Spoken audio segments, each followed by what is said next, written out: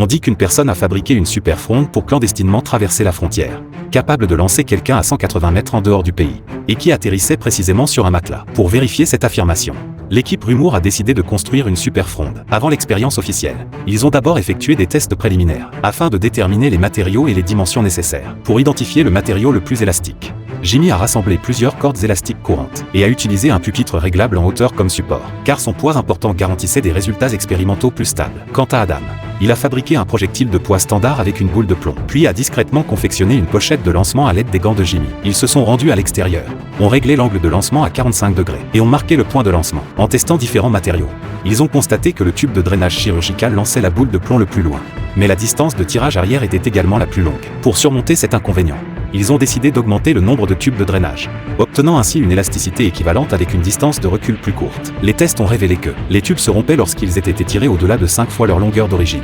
générant une force de traction de 150 livres. Ils ont ensuite fabriqué une fronde à partir d'un poteau de but, avec 2 tubes de drainage de 3 mètres de long fixés de chaque côté, pour éviter que les tubes ne se cassent et ne causent des blessures. Ils ont installé un dispositif de lâcher automatique sur la fronde. Un poids de 8 kg a été fixé à la ceinture de lancement.